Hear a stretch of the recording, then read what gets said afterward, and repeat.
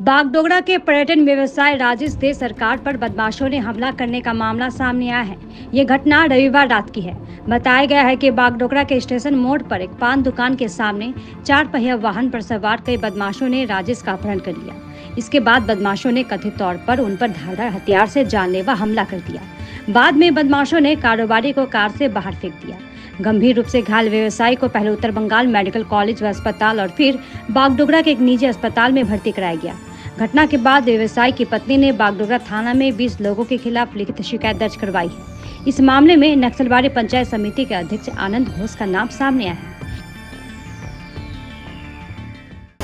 আসলে রবিবার 14 তারিখে রাত্রি ওই 11:30 পৌনে 12টা ওরকম নাগাদ আমি জানতে পারি যে কিছু ছেলেপেলে এসে গাড়ি নিয়ে কিছু বাইকেও ছিল, ওরা আমার হাজব্যান্ডকে স্টেশন মোড় পান দোকানের সামনে থেকে উঠিয়ে নিয়ে যায়। আমি তৎক্ষণাৎ জানার পরেই কি মানে স্বাভাবিকভাবেই খুব চিন্তিত হয়ে যাই। তো আমি বাগডোগরা থানাতে জানাই যে এরকম ঘটনা ঘটেছে। তো আমাকে ওরা বলে যে ঠিক আছে, আমরা দেখছি কি ব্যাপার, কি ঘটনা ঘটছে। যাই হোক, এইটুকুন আমাকে আশ্বস্ত করার পরে আমি কিছুক্ষণ পরে যখন স্বামী কোথায় নিয়ে গেছে, কোথায় গেল, আমি যখন জানতে পারি যে ওরা গোসাইপুরের দিকে রওনা দিয়েছে, আমি গোসাইপুরের দিকে যাওয়ার পথে চলতে থাকলে ফোন এসে জানতে পারি যে আমার হাজব্যান্ডকে ওরা মারধর করে মাথা ফাটিয়ে রক্তাক্ত অবস্থায় ফেলে দিয়ে গাড়ি থেকে ধাক্কা মেরে ফেলে দিয়েছে। ইভেন কি এমনভাবে মেরেছে, আমার হাজব্যান্ডের মাথায় সেলাই পড়েছে, রাইট শোল্ডারের হাড় ভেঙেছে, ব্যাকবোনের হাড় ভেঙেছে, প্রাইভেট পার্ট মাথার যেভাবে মানে খুব ভয়ানকভাবে আঘাত করা হয়েছে। আমি জানা মাত্রই মেডিকেল কলেজে যখন জানতে পারি যে কিছু লোকজন মিলে মেডিকেল কলেজ নিয়ে যায়, আমি সেখানে গিয়ে দেখতে পারি স্বামী পুরো রক্তাক্ত অবস্থা। কিছুক্ষণ প্রাথমিক চিকিৎসাটা চলার পরে ওকে অ্যাডমিট হতে বলে, কিন্তু ওখানে কন্ডিশন যা ছিল ওকে আইসিইউতে রাখতে হবে বলা হয়, কিন্তু আইসিইউতে রাখার মতন ওখানে বেড ছিল না বলে আমরা তাকে মেডিকেল কলেজ থেকে নিয়ে এসে বাগডোগরা গ্যালাক্সি হসপিটালে ভর্তি করাই। উনি আন্ডার ট্রিটমেন্ট, সিরিয়াস কন্ডিশন ছিল, ব্লাডও রিকোয়ার্ড হয়েছে, খুব ব্লাড লস হয়েছে, ব্লাড চড়েছে। আপাতত আন্ডার ট্রিটমেন্ট, এখনও আইসিইউতে আছে। আর যারা এটা করেছে আমি জানতে পেরেছি যে তারা গোসাইপুরের প্রসেনজিৎ ঘোষের ছেলে বীরু ঘোষ, হারু ঘোষ, সঞ্জয় বর্মন একজন সুদের দালালি করে, সেই একটি ছেলে, ইভেন কি আরও অনেকজন আছে এবং রনি, নিহার, আরও অনেক নাম, মানে আমি সবার তো এই মুহূর্তে মনে রাখতে পারছি না। আমি কমপ্লেন দিয়েছি। পরে আমি জানতে পারি, আমি খুব আশ্চর্য হয়ে যাই যে সেই গোসাইপুরের নিবাসী আনন্দ ঘোষ, যে নাকি নকশালবাড়ি পঞ্চায়েত সমিতির সভাপতি, তিনি এই ছেলেপেলেগুলোকে মানে এই ঘটনার সাথে উনি যুক্ত। ডাইরেক্ট ইনডাইরেক্ট আমি জানি না, কিন্তু উনি যুক্ত। উনি এই ছেলেপেলেকেই মানে প্রভাবিত করা বা উদ্যক্ত করা বা ওদেরকে এই সব কাজে প্রশ্রয় দেওয়া উনি করে থাকেন।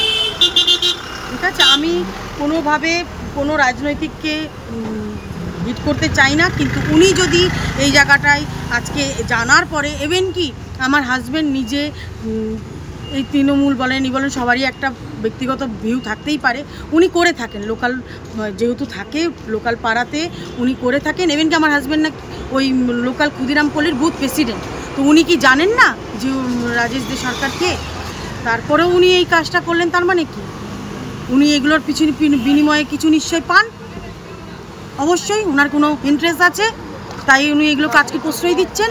প্রসেনজিৎ ঘোষ জমির দালাল, উনি এই কাজের মধ্যে কাকে নিয়ে কিভাবে করতেছে সেটা তো আমার জানা নেই, উনি করতেছেন।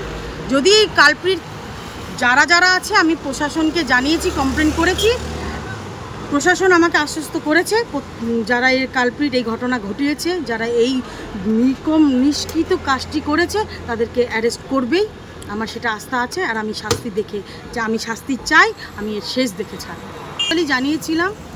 ঠিক আছে, তারপরে আমি যেটা জানতে পারলাম, আমি যে নিয়েছে, উঠিয়েছে, কি করেছে পুলিশ, সেটা আমাকে তখনও, আমি তো হাজব্যান্ডকে নিয়ে ব্যস্ত ছিলাম, আমি সেই মুহূর্তে থানাতে আর প্রসিড করতে পারিনি।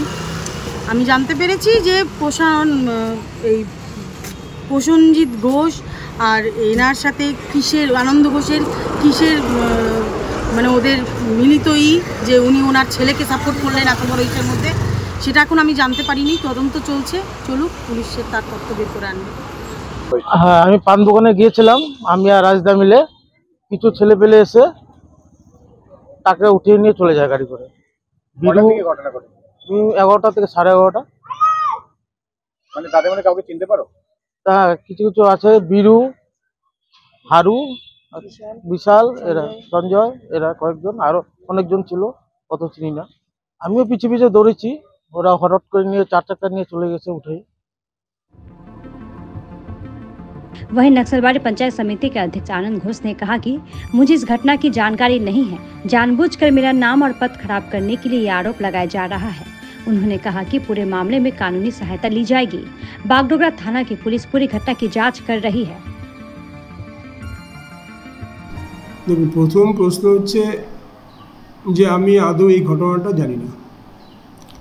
আর দ্বিতীয় প্রশ্ন হচ্ছে, যদি কেউ কারো বিরুদ্ধে অভিযোগ করে থাকে, তার যদি তথ্য প্রমাণ থেকে থাকে, পুলিশ অবশ্যই ইনভেস্টিগেশন করে দেখবে, সেখানে কারা দোষী সেটা নিশ্চয়ই দেখবে।